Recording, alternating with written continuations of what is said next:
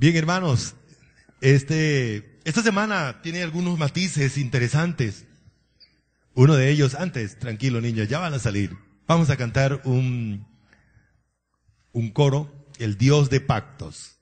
¿Y por qué razón vamos a cantarlo? Porque resulta que esta mañana vamos a tener que pasar por este proceso, el proceso de ver cómo el Señor Jesús murió por nuestros pecados. Pero según Dios no es suficiente que Jesús muera aquí por nuestros pecados. Él tuvo que pasar todo el proceso de la muerte. El viernes precisamente hablábamos de eso. Si recuerdan que hubo 6 obras que Cristo tuvo que realizar allí en su muerte. Pero esta mañana tenemos que complementarlas. Esas 6 obras por sí solas no alcanzaban la salvación. No porque no fuera efectivo, sino que había algo complementario. Y ese complementario es la resurrección. Ahora, ¿por qué es tan importante? ¿Y por qué es tan poderosa la resurrección? Es lo que veremos esta mañana. Hay una parte que este coro dice que no lo dice cualquier otro. Tengo redención por la sangre que hoy descansa en el altar. La sangre que Jesús llevó al altar celestial, al santuario celestial, todavía permanece allí. Por esa razón la salvación es eterna. La muerte de Jesús fue aquí en la tierra. Esta figura era diseñada o fue diseñada por Dios en el tabernáculo. Los animales se mataban en el patio. Luego era la sangre la que ingresaba hasta el lugar santísimo para mostrársela a Dios de que Él había hecho la expiación. Y eso fue lo que Jesús hizo. Se levantó de la tumba y fue hasta el propio tabernáculo. El verdadero, porque dice la Biblia que el que Dios mandó a construir acá solamente era figura del verdadero que está allá en los cielos. Entonces podemos cantar este coro con esa convicción, con ese entendimiento, que Él es el Dios de pacto y que Él va a cumplir sus promesas, y por eso podemos descansar. Asuma la posición que usted quiera, pero cante este coro con la convicción que amerita.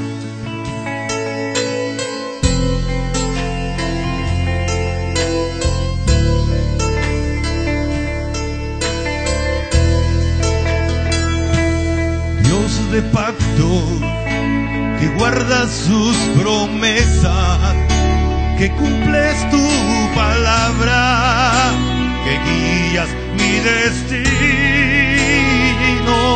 Dios de pacto, confío en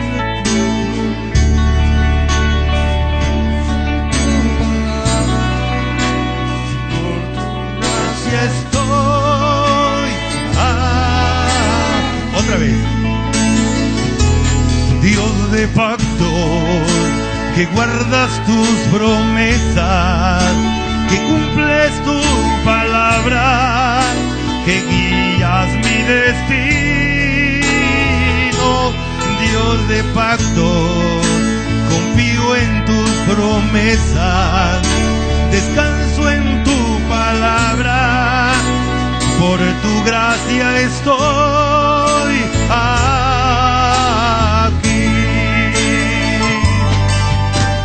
En la intimidad, al abrigo de tu gloria, puedo estar junto a ti.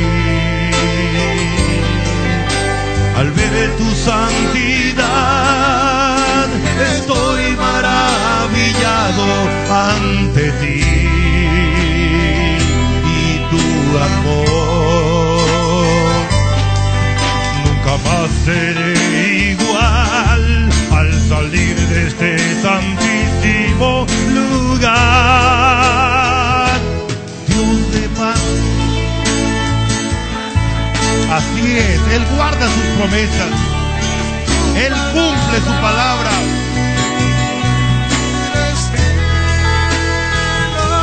Dios de pacto, confío en tus promesas, descanso en tu palabra, por tu gracia estoy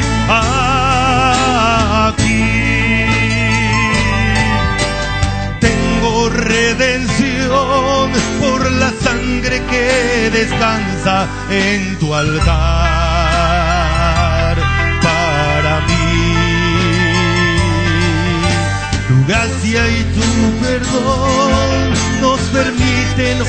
y vivir en comunión y adoración.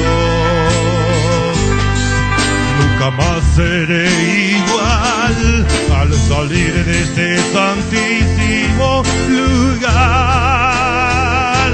Dios de pacto, que guardas tus promesas, que cumples tu palabra, que guías mi destino. Dios de pacto, confío en tus promesas, descanso en tu palabra, por tu gracia estoy aquí, por tu gracia estoy aquí, por tu gracia estoy.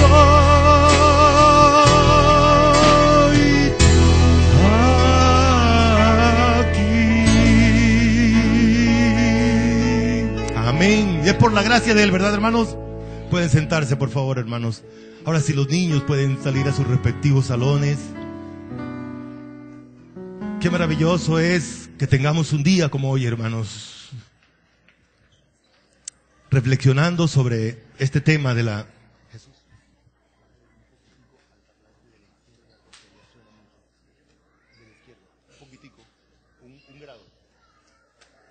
Qué bueno que tengamos un día, pero no debería ser un solo día para hablar de la resurrección de Jesús.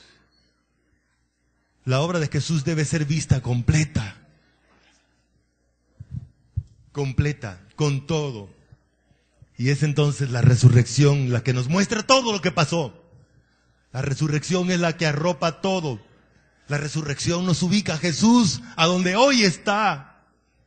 La resurrección nos recuerda que la condición pecaminosa de nosotros fue derrotada por el triunfo de nuestro Señor. Vamos a orar, hermanos. Amado Dios, gracias, porque a través de tu Hijo Jesucristo nos has dado eterna salvación, una salvación con un costo alto, costo que solamente podías pagar tú, Señor, enviando a tu Hijo, tomando forma humana, hecho semejante a los hombres, para morir como un hombre, pero como un hombre sin pecado. Solamente así, Señor, se efectuó la obra salvífica que hoy disfrutamos y que esperamos, Señor, en ti. Oro, Señor, que dirijas nuestras mentes y que tu palabra penetre hasta lo más profundo de nuestro ser, impactándonos con tu bendita palabra, con tu bendita verdad.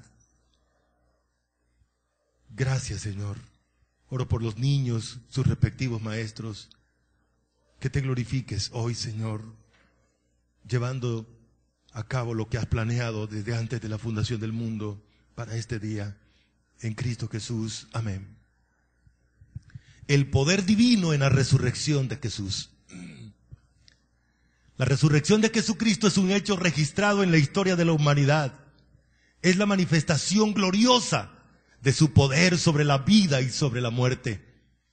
Romanos 1:4 dice que fue declarado Hijo de Dios con poder, según el Espíritu de Santidad, por la resurrección de los muertos. La resurrección de Jesucristo establece el argumento divino de la redención de los suyos hasta posesionarlos ante la divinidad como hijos al lado de Jesús. La resurrección nos ubica a nosotros allá en el cielo. Dice que Cristo resucitó y nos dio vida. Y se sentó en los lugares celestiales, y dice también que allí estamos posesionados nosotros y posicionados. De tal manera que ya tenemos herencia, de tal manera que ya tenemos una vida eterna, aunque todavía tenemos que pasar por el proceso de la muerte física. Pero es una realidad hoy. La resurrección entonces nos ubica a Cristo allá en las alturas, en la majestad, en el reino. A veces nos quedamos todavía trabados o enredados en la doctrina de la muerte de Cristo, que no llegamos hasta allá, y ese es uno de los peligros.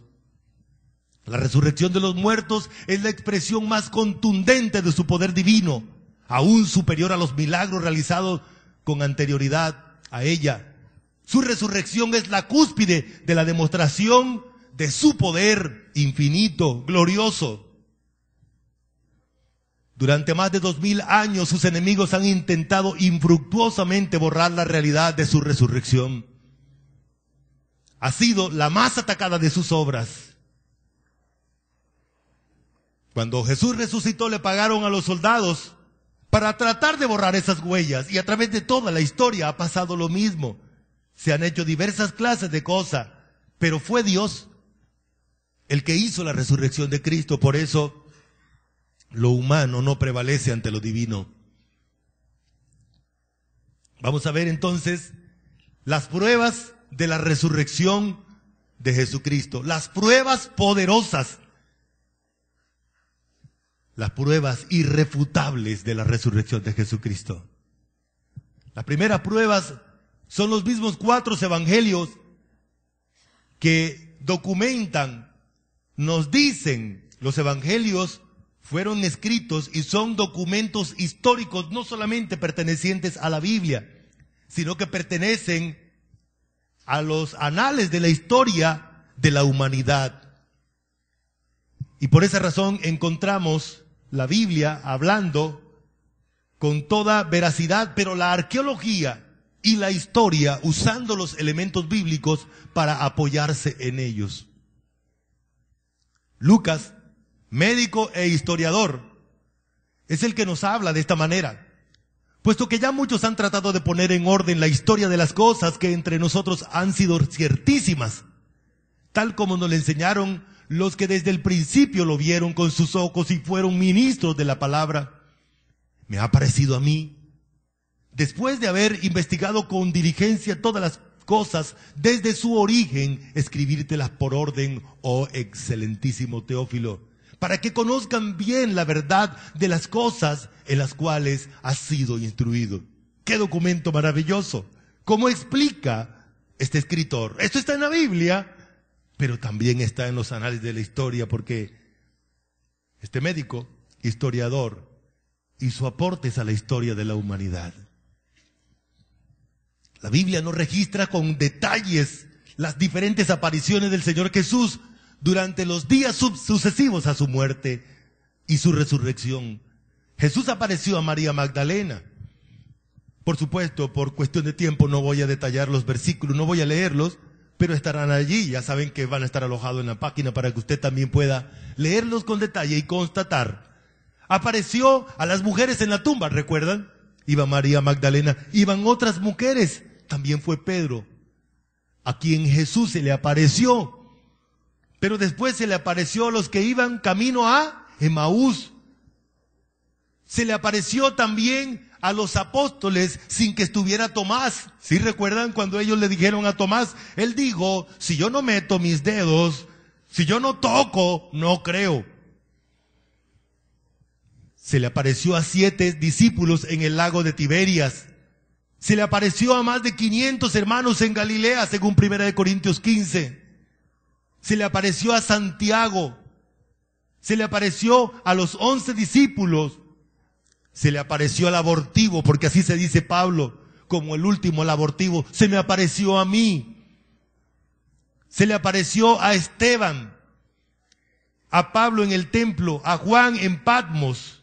Estamos hablando ahora de manifestaciones o visiones donde él apareció, el Señor Jesús, más tarde, después de su resurrección.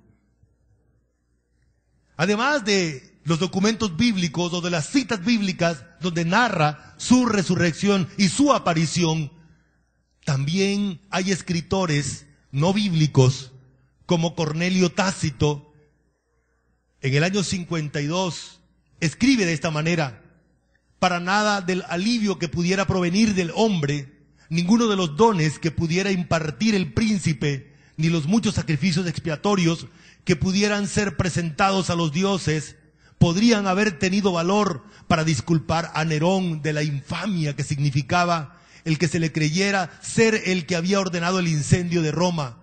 Por tanto, para suprimir el rumor, él cargó falsamente a los cristianos con la culpa y los castigó con las más refinadas torturas.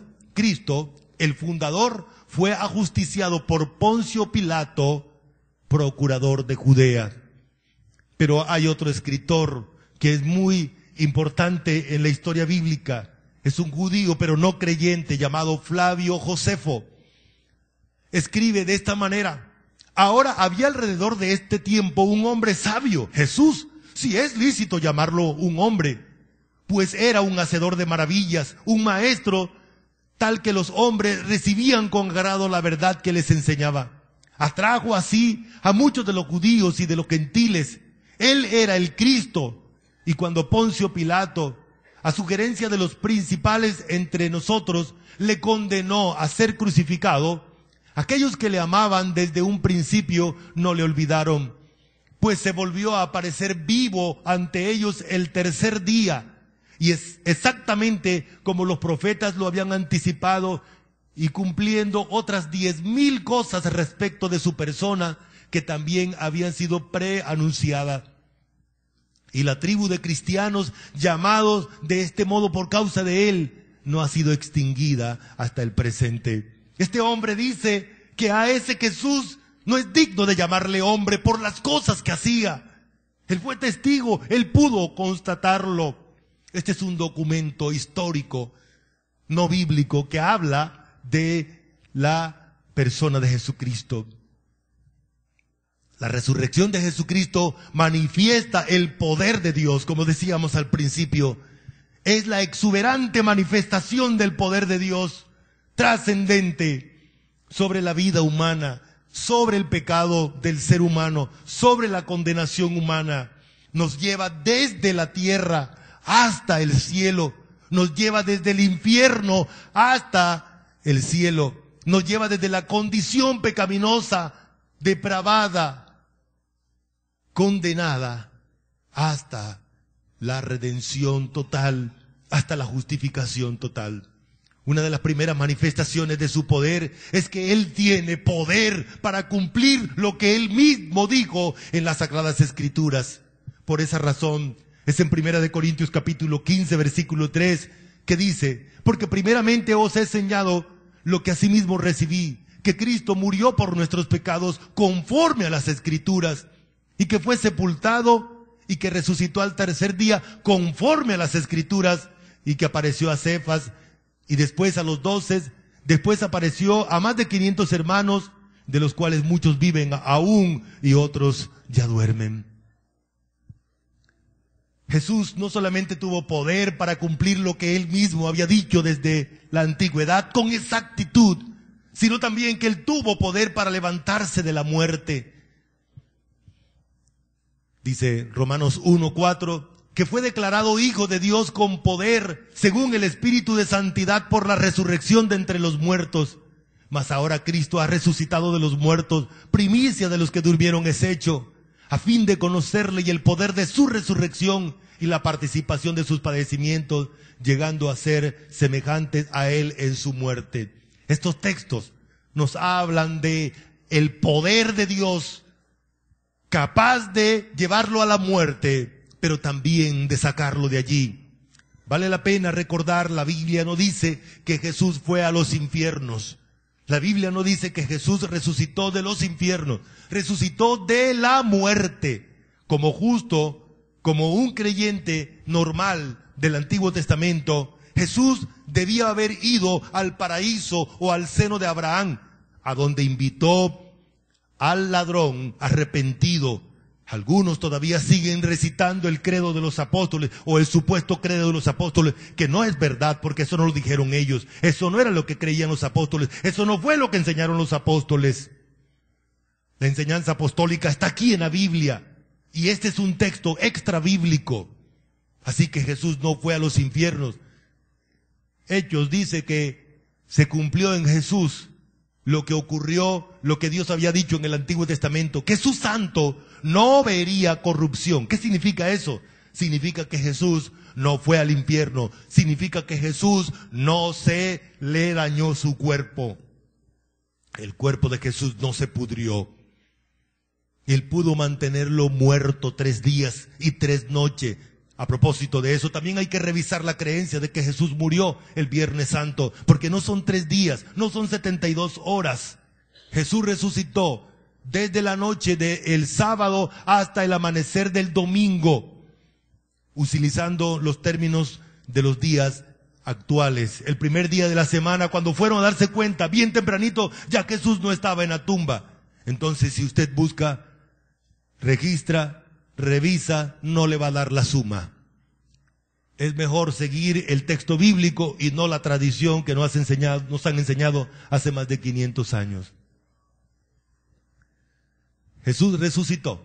Él no solamente tuvo poder para resucitar, sino que Él también tiene poder para darle vida o resucitarlos de los muertos o de la muerte espiritual a todos aquellos que creen en Él.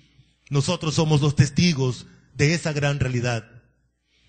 La resurrección espiritual es uno de los temas más contundentes desde Génesis capítulo 2, versículo 14, donde Dios le dice a Adán que si come de este árbol moriría. Esta muerte que está hablando aquí se refiere a la muerte total, muerte espiritual y el resto de muertes.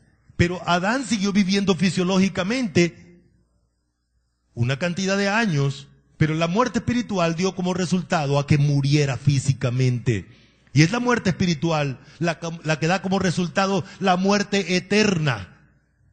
Y es interesante que la Biblia le llama muerte eterna aún a la resurrección de los que no creen en Cristo, porque no tienen vida. Aunque se levanten de los muertos, siguen muertos espiritualmente. Por eso Apocalipsis le llama la segunda muerte, no le llama resurrección. Los que resucitamos somos los que creemos en Cristo Jesús, los que tenemos una vida trascendental, una vida eterna, como dice la palabra de Dios. Dice entonces Romanos 6:5 y los demás textos: porque si fuimos plantados juntamente con Él en la semejanza de su muerte, así también lo seremos en la de su resurrección. Aún estando nosotros muertos en pecados, nos dio vida juntamente con Cristo, porque por gracia sois salvos. Y juntamente con Él nos resucitó, y asimismo nos hizo sentar en los lugares celestiales con Cristo Jesús. Ahí estás tú. Si creíste en Cristo Jesús, hoy estás ya sentado. Para Dios es un hecho, es una realidad. Jesús no solo se levantó de la tumba, sino que levantó con Él a todos los que van a ir al cielo con Él. Ya estamos posicionados allá con Cristo Jesús. Tenemos un lugar, ya todo está listo. Y todo eso es el efecto de la resurrección de Cristo. Él nos resucitó espiritualmente, como dice Efesios 2:1, y Él os dio vida a vosotros cuando estábamos muertos en nuestros delitos y pecados. Él también tiene poder para justificar al pecador. Ya hemos hablado de esta gran realidad. Sobre todo estábamos hablando en días pasados en el Instituto Bíblico. La doctrina de la resurrección es necesaria para que sea eficiente o eficaz la muerte de Cristo. Jesús murió por todos los seres humanos, dice Primera de Juan capítulo 2, y Él es nuestra propiciación. Él es la propiciación por nuestros pecados, y no solamente por los nuestros, sino por los de todo el mundo, dice. Pero todo el mundo no se beneficia de la muerte o de la propiciación de Cristo. Solamente los que creen son justificados. Dios toma en cuenta la propiciación, Dios toma en cuenta la ofrenda por el pecado, Dios toma en cuenta la expiación por el pecado de aquellos que creen en Cristo Jesús. Quienes no creen, entonces se realizó el sacrificio, pero hasta ahí llegó todo. Dice Romanos capítulo 4, versículo 25. Acompáñame leyendo este texto. Dice así: el cual fue entregado por nuestras transgresiones y justificado para nuestra justificación. y resucitado para nuestra justificación. Su muerte nos da el perdón de nuestros pecados. El perdón está bien, ya está bien, Dios nos perdonó. Porque Cristo pagó por nuestros pecados. Dios nos perdona. Pero es la resurrección la que nos declara y nos posesiona como hijos santos y justos. Sin resurrección no hay justificación. Ahora, déjenme decirles, ¿dónde ocurrió la justificación? Tuvo que haberse desarrollado en algún tribunal. ¿En cuál tribunal? ¿En el tribunal humano o en el tribunal divino? Si es en el tribunal divino, entonces tenemos que irnos para arriba. Ya nos vamos para allá. La justificación exige que el Cristo que murió también resucitase para llevar la ofrenda por el pecado al verdadero santuario. ¿Y dónde está el verdadero santuario? Allá en el cielo. ¿Dónde está Dios?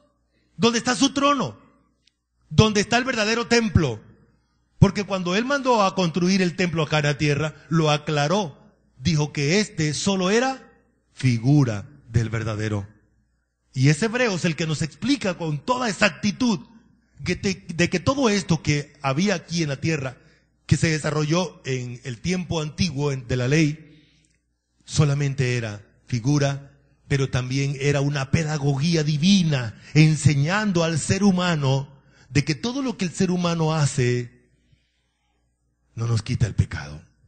Solamente la ofrenda, la expiación, la redención hecha por Cristo Jesús es tomada por Dios para declararnos justos, para declararnos santos. Si no, no hay. Por eso es tan importante entender la resurrección de Cristo. No como una cuestión religiosa tradicionalista, sino como un hecho real, necesario y poderoso para quitar nuestros pecados. Leamos entonces también a Hebreos capítulo 7, versículo 25. Por lo cual puede también salvar perpetuamente a los que por Él se acercan a Dios, viviendo siempre para interceder por ellos. Es interesante.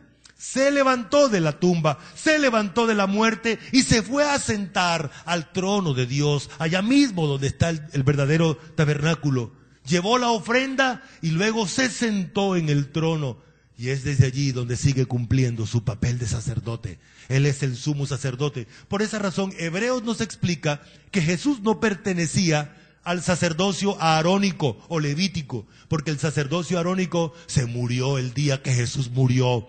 El día que el templo se rasgó de arriba a abajo, allí cayó todo el sistema antiguo, porque Jesús lo tumbó y creó un nuevo sacerdocio, un sacerdocio eterno.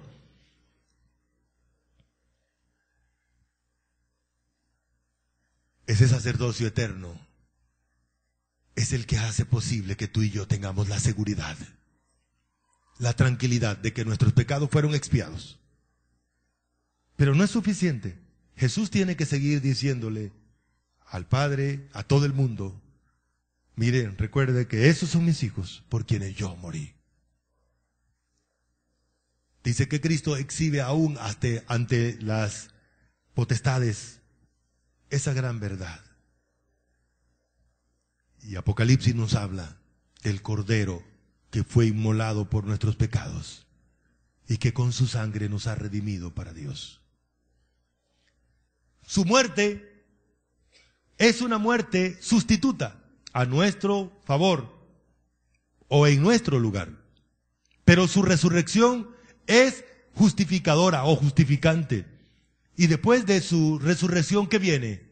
Una intercesión permanente. Esto va concatenado, va amarrado una cosa con otra. Leamos entonces Romanos capítulo 8, versículo 33 y 34. Dice así: ¿quién acusará a los escogidos de Dios? Dios es el que justifica. ¿Quién es el que condenará? Cristo es el que murió, más aún el que también resucitó, el que además está a la diestra de Dios, el que también intercede por nosotros. El verdadero santuario está arriba.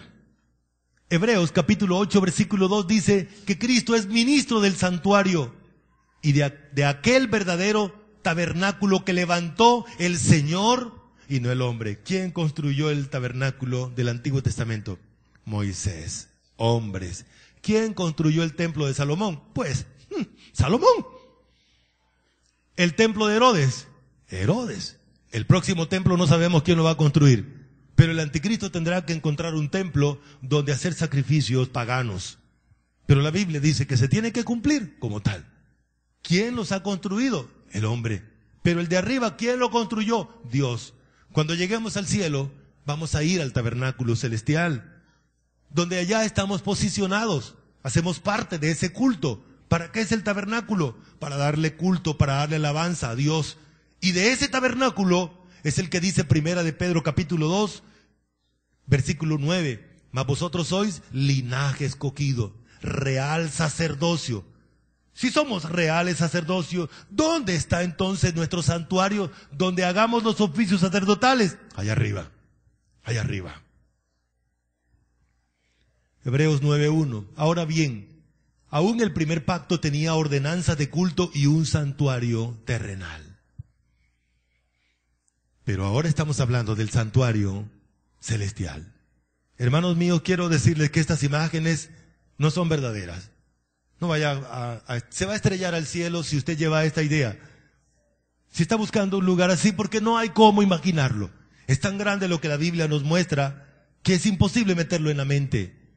Pero sí tenemos que ensanchar lo que tenemos en ella, orientados por las páginas, por las letras de la palabra de Dios. La Biblia nos habla del trono de Dios, el lugar donde Dios habita, donde tiene su santuario, donde tiene su tabernáculo. El apóstol Pablo nos habló de que fue al tercer cielo, allá a la presencia de Dios, al trono de Dios. ¿Sí recuerdan? Y es el primer libro de Reyes que dice: oye pues la oración de tu siervo y de tu pueblo Israel. Cuando oren en este lugar, también tú lo oirás en el lugar de tu morada en los cielos. Escucha y perdona, porque miró desde lo alto de su santuario. Jehová miró desde los cielos a la tierra. Entonces, cuando la Biblia nos habla de ese lugar, estamos hablando de algo infinito, incapaz de nuestra mente dibujarlo, aunque algunos pudiesen atreverse, ¿no? El lugar donde Dios gobierna. Jehová estableció en los cielos su trono y su reino domina sobre todos. La Biblia nos habla de que Él está sentado en el trono, nos habla Apocalipsis, Daniel, Isaías. Dios le mostró una visión de ese lugar de una manera importante. ¿Recuerdan ustedes a Isaías 6? Cuando habían allá en ese lugar querubines, serafines y las faldas del templo. Nos hablan de unos términos que nosotros nos quedamos, ¿aquí qué pasó? No sé, ¿cómo que los templos tienen faldas? Pues sí, el templo de arriba tiene faldas. Menos mal que no es ese tema ahora, pero la Biblia nos dice así: justicia y juicio es el cimiento de su trono, misericordia y verdad van delante de su rostro. Oh hombre, Él te ha declarado lo que es bueno. ¿Y qué pide Jehová de ti? Solamente hacer justicia, amar misericordia y humillarte ante Dios. El lugar donde Dios es adorado. Apocalipsis capítulo 4, capítulo 5 nos muestra este lugar y una adoración permanente.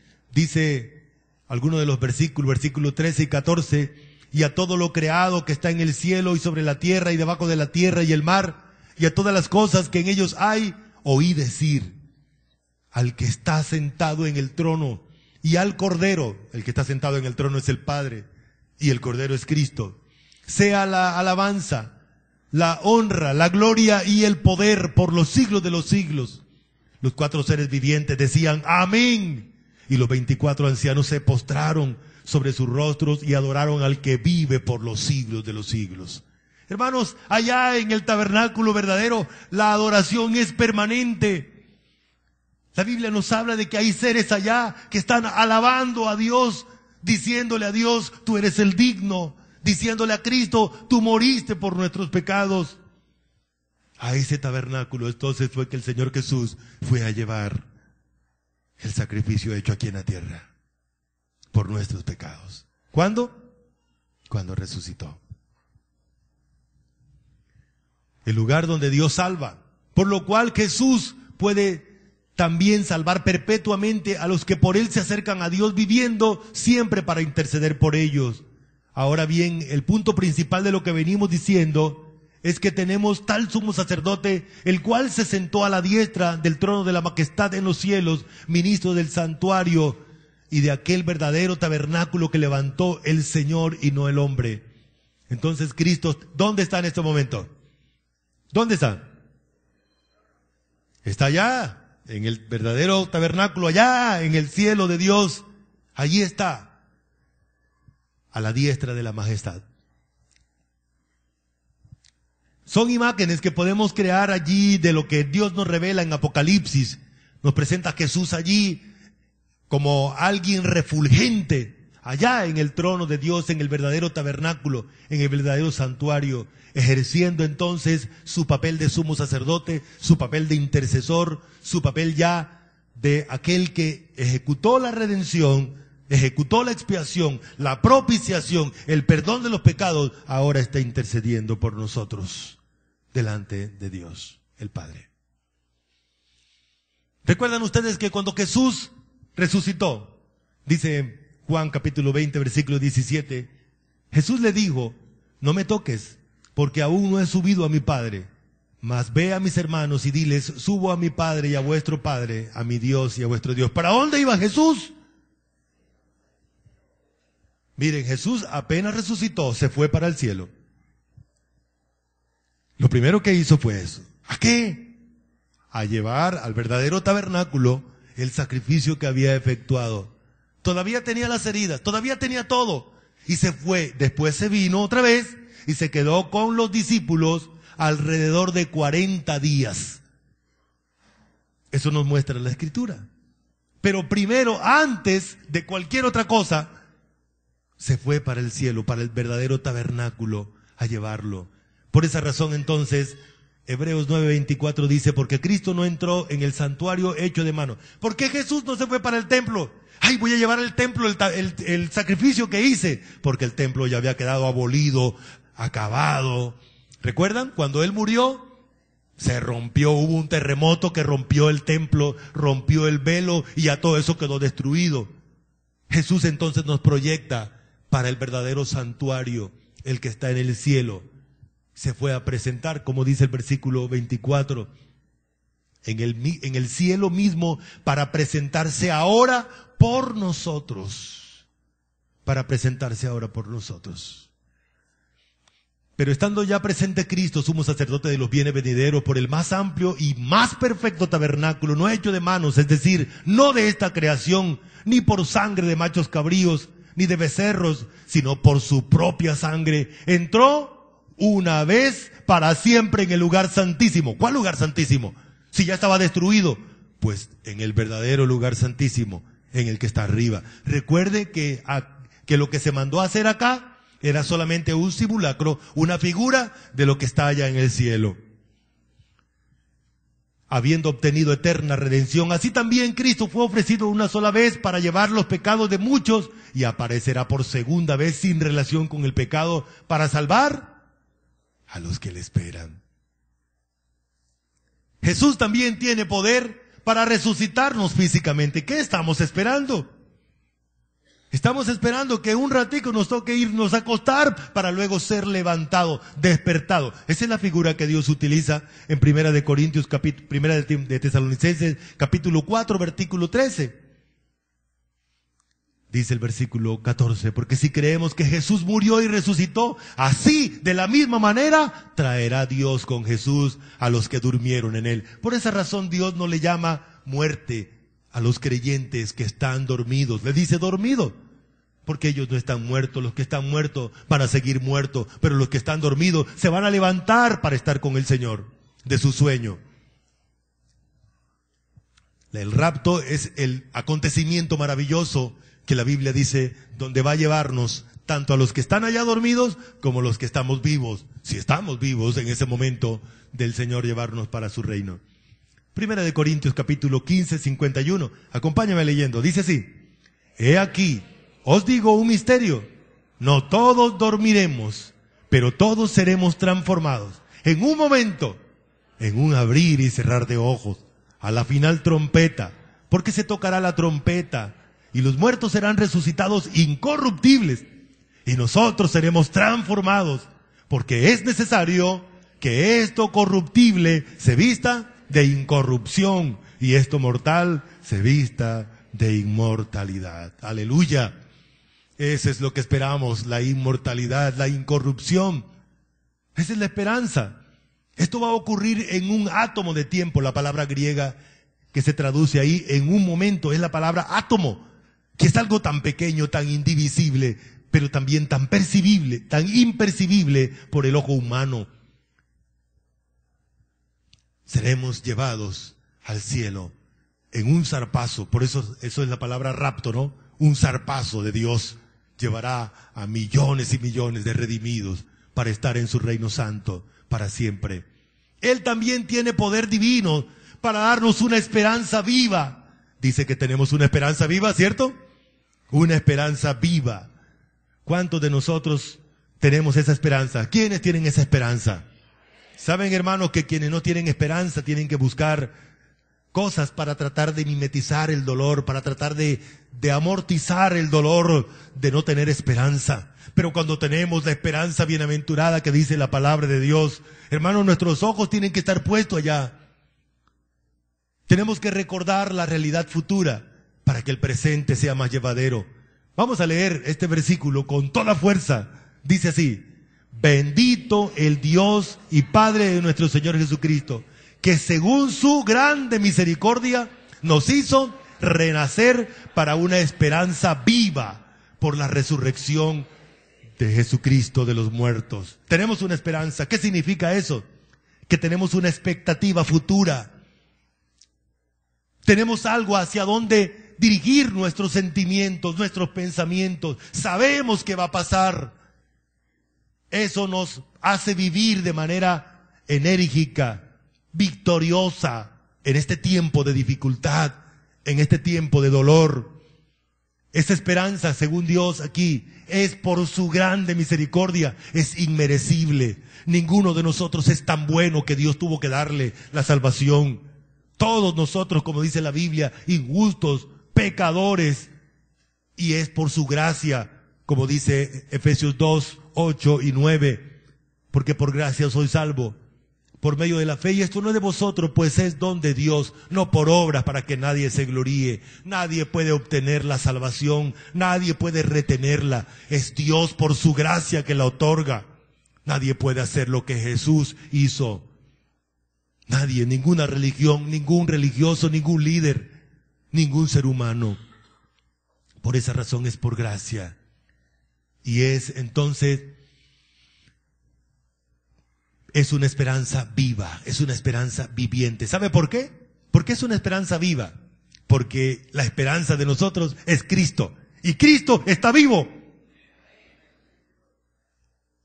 Y por esa razón es una esperanza viviente. Cuando Cristo Jesús, nuestra esperanza de gloria, nuestra vida se manifieste, nosotros también seremos manifestados con Él en gloria. Él también tiene poder para darnos una herencia. ¿Pero qué herencia? La Biblia dice que es una herencia incorruptible e inmarcesible. Seguimos leyendo, hermanos. Ahora vamos a leer versículo 4 y 5 porque ya leímos el 3. Dice así: para una herencia incorruptible, incontaminada e inmarcesible, reservada en los cielos para vosotros, que sois guardados por el poder de Dios mediante la fe, para alcanzar la salvación que está preparada para ser manifestada en el tiempo postrero. No sé si a usted le pasa lo mismo, pero cuando leo estos versículos, es como si algo dentro de mí fuera más grande que yo, que tiene que ensancharme. Dice que esa herencia que tenemos, ya la tenemos. Efesios dice que Él nos mandó el Espíritu Santo, y el Espíritu Santo es el compromiso, es la acreditación, es la seguridad de que Él va a cumplir todo lo que está diciendo en su palabra. Es una herencia, en primer lugar, incorruptible. La herencia aquí humana se corrompe, se daña, se pudre. Se pudren también los corazones de las personas. Hace unos meses estábamos conmocionados por ver la historia de allí, de unos seres humanos en el Caquetá peleando un pedazo de tierra que ni siquiera es de ellos, ¿no? Allí masacraron varios niños. Mire cómo se corrompe el corazón humano. Y nos asombra muchas veces ver la noticia de que un hijo mata a su mamá para quitarle la herencia antes de tiempo. Pero la herencia que tenemos en el cielo no se corrompe y es segura, hermanos. Cuando lleguemos allá va a estar completica. Tampoco se marchita, tampoco se contamina, no existe nada. Por esa razón el Señor Jesús le decía a los discípulos, hagan tesoros allá en el cielo. Allá no la corrompe el hollín, ni se la roban. Mire usted que los billetes de aquí tienen que ser reemplazados, ¿no? Ya hay billetes que cuando le caen a la mano suya, usted siente como que es las bacterias y el moho que está ahí, ¿cierto? Usted ya no quisiera tenerle a la mano, a pesar de que sea de 50. Porque hiede. Y cámbiamelo por otro. Vamos a comprar un chicle para cambiarlo porque ya esto. Pero la platija que tenemos allá en el cielo, esa no se contamina, esa no se putrefacta y esa no se marchita. Lástima nuestro himno nacional, ¿no? Oh, gloria inmarcesible. ¿Y qué piensan otras naciones de la gloria de Colombia, no? Una gloria que se marchita, pero la verdadera gloria, la verdadera herencia de los cielos no se marchita, hermanos. Y no solamente esto, sino que está reservada en los cielos para usted de manera exacta. Y nadie se la va a quitar. Y nadie le va a quitar un pedacito. El otro día estaban hablándome de un lugar que tenemos por allá y parece que los vecinos, no sé qué pasó, como que se les olvidó trazar mal y lo cierto fue que nos quitó o nos quedó un pedazo. Ah, qué bueno, es así, nos da alegría. Pero cuando nos quitan un pedazo, ¿cómo nos ponemos? Cuando el vecino o el hermano, hace años me impactó la historia de dos hermanos, uno de ellos creyente, bueno, eso decía él, aunque lo dudo por lo que hizo. Lo cierto fue que un día fue y le pidió permiso a Dios, 1 hora. Le dijo, Dios, dame permiso para arreglar un problema que tengo. Sí, se fue 1 hora y le dio una paliza, casi mata al hermano. Y después otra vez se reconcilió con el Señor. Por un pedazo de tierra, hermanos, por un pedazo de tierra. Entonces la herencia que nosotros tenemos es de nosotros y de nadie más. Porque nuestro Salvador es suficiente para darnos esa herencia así como está. Muy bien. Discúlpeme porque la idea, cuando busco imágenes, aparecen estas. Y no hay más, hermanos. Tampoco soy diseñador o pintor para crearlas. Pero la Biblia dice que la Nueva Jerusalén es cuadrada. ¿Sí recuerdan? La misma longitud, la misma extensión, es impresionante. Y refulge de manera que los ojos de nosotros y la mente de nosotros no puede entenderla. Bien, concluimos aquí, hermanos. Estaba asustado, pensé que no iba a terminar. A tiempo terminé. Las evidencias de la resurrección. ¿Sí recuerdan? ¿Cuáles son las evidencias? Vamos a ir a la evidencia bíblica. La Biblia asegura de manera textual que Jesús resucitó. Los 4 evangelistas, el libro de los Hechos habla de las apariciones subsecuentes a su resurrección. Ahí está, usted tiene acceso a ese material. 2, su resurrección nos muestra su poder divino para, primero, cumplir las Escrituras. Segundo, para resucitar. Él dijo que iba a resucitar y resucitó. Así que tiene poder para hacerlo. Él dice, yo tengo poder para entregar mi vida y para volverla a tomar. Tiene poder para resucitar o dar vida a los que creen en Él también. Tiene poder para justificar al pecador que cree. Sí, Señor.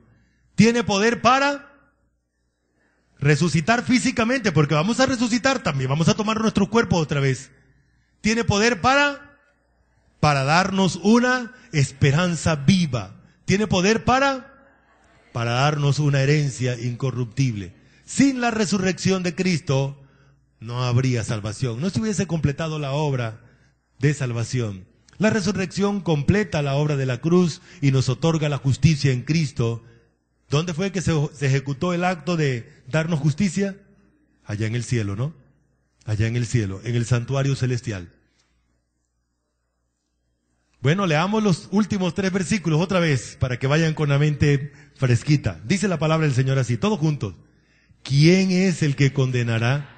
Cristo es el que murió, más aún el que también resucitó, el que además está a la diestra de Dios, el que también intercede por nosotros, por lo cual puede también salvar perpetuamente a los que se acercan a Dios, viviendo siempre para interceder por ellos. Por tanto, teniendo un gran sumo sacerdote que traspasó los cielos, Jesús el Hijo de Dios, retengamos nuestra profesión. Muy bien, hermanos, vamos a darle gracias a Dios por la resurrección de Cristo. ¿Sí es importante la resurrección de Cristo? ¿Sí es poderosa la resurrección de Cristo? Tan poderosa que nos resucita de la muerte, ¿verdad? Nos da vida eterna. Padre, gracias porque a través de tu Hijo tenemos seguridad. Tenemos una esperanza viva. Tenemos una herencia inmarchitable, una herencia que no se corrompe. Te damos gracias por la salvación que nos has dado en Él. Te damos gracias, Señor, porque hoy tenemos el privilegio de poder disfrutar de tu verdad, verdad que transmites por tu palabra. Gracias por tu iglesia que hoy congrega, Señor. Y gracias por dejarnos oír tu verdad. Gracias por enseñárnosla. Gracias, Padre. En el nombre glorioso de nuestro Señor Jesucristo. Amén.